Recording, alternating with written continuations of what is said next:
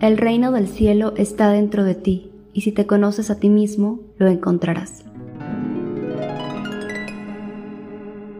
Hola nuevamente, cosmonauta. En este episodio continuamos con las antiguas ideologías paganas.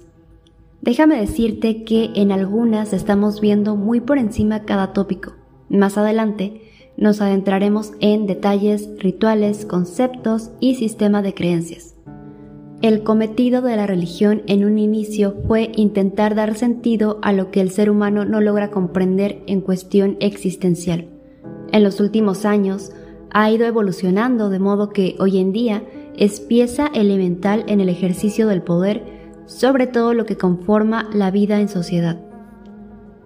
La mayoría de las religiones antiguas se han disuelto entre la cultura popular, el folclore y la mitología con la llegada de aquellas de carácter monoteísta, es decir, que cuya premisa es que solo existe un dios y este, obviamente, tiene forma antropomorfa, similar a la humana, y su propósito es velar y guiar por los intereses y bienestar de la humanidad, poniendo a ésta por encima del resto de la creación. Es más, mayormente decretando que de hecho podemos servirnos de los demás terrícolas a necesidad y gusto. Nótese que estamos literalmente describiendo al antropocentrismo. Pero hace miles de años la especie humana pensaba un tanto distinto, y con esto no me refiero a mejor o peor, sino que diferían en algunos matices que hoy vemos muy marcados en todo lo que engloba a la fe.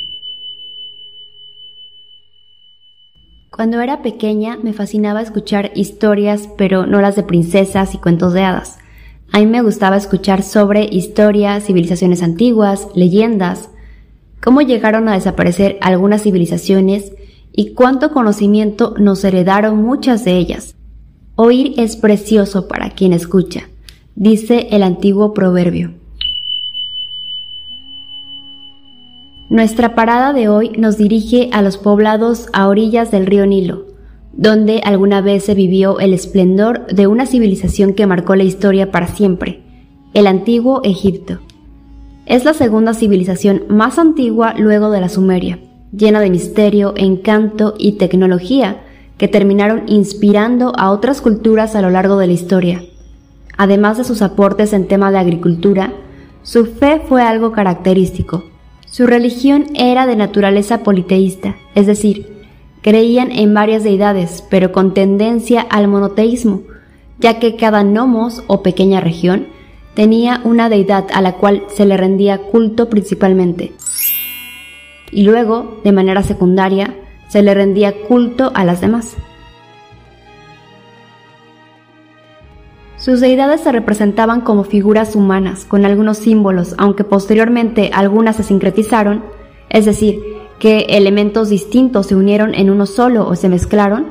Algunos tenían una apariencia mitad humana, antropomorfa, y mitad animal, zoomorfa. También existían tipos de deidades: las locales, es decir, las de cada región, las cósmicas para todas las regiones, y en esta destaca una tríada que fue muy importante desde un principio: Heb, dios de la tierra, Nut, dios del cielo, y Ra, dios del sol. Muchos semidioses que se van multiplicando, y también tenían animales sagrados, mas no divinos, a los que trataban con mucho respeto y se momificaban al morir. Al servicio de la religión se encontraban los sacerdotes, que tenían un gran poder, atesoraban grandes riquezas en sus templos y eran propietarios de una buena parte del territorio. Parece que algunas prácticas se volvieron costumbres que decidimos conservar a la fecha, ¿verdad? Los rituales en su mayoría estaban relacionados con la agricultura, pero algo característico por lo que conocemos bastante bien su civilización es por la creencia en la vida del más allá, la de ultratumba. Los difuntos eran enterrados en unas tumbas llamados hipogeos o pirámides mastabas, y previo a ello se les preparaba mediante la momificación para la otra vida, lo cual sabemos a detalle gracias a tantas películas sobre momias. Este proceso en parte es una práctica que mantenemos a la fecha.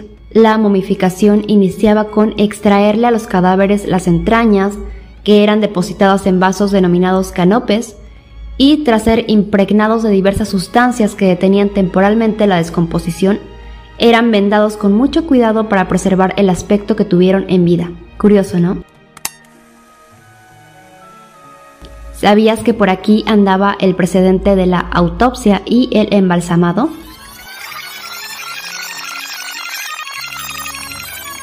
Tal como hoy en día, la momificación dependía principalmente del factor económico y podía ser de muy distintas formas. Por ejemplo, las familias más pobres solo se podían permitir envolver al cadáver con un lienzo y enterrarlo tal cual en un hueco en la tierra.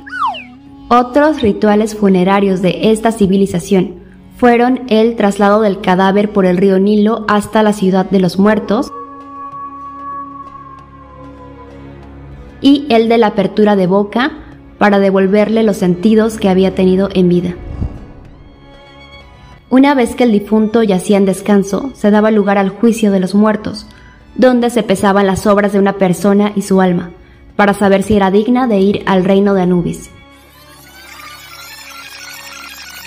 Muy parecido al famoso juicio final del que tanto habla la Iglesia, ¿no? Tenía una importancia muy grande ya que era algo inédito en las culturas de la antigüedad, es decir, que no existía tal concepto en ninguna otra civilización, sino hasta que el cristianismo adoptó esto en parte y lo hizo suyo, a su manera.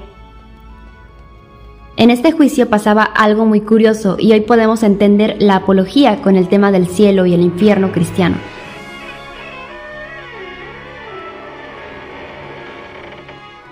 Resulta que si los platillos de la balanza, donde pesaban las obras y el alma, quedaban en equilibrio, el difunto era librado de culpa, avanzando hacia Osiris en compañía de Horus, alcanzando así la inmortalidad.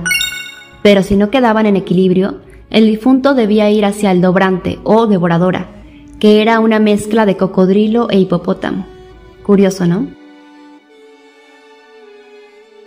Hoy en día sabemos de estos rituales gracias a que fueron recogidos en el Libro de los Muertos, el cual es un compendio de textos y fórmulas mágicas mediante las cuales los muertos podían pasar sin dificultades el camino hacia el más allá. Cabe resaltar que uno de los capítulos más importantes de este libro es aquel en el que se describe los pecados que debía evitar la persona para que la balanza no perdiera equilibrio. Algo así como los 10 mandamientos cristianos. Claro que esto existió previamente en el Antiguo Egipto. Yo solo digo. Así como inicié, me despido con un proverbio egipcio.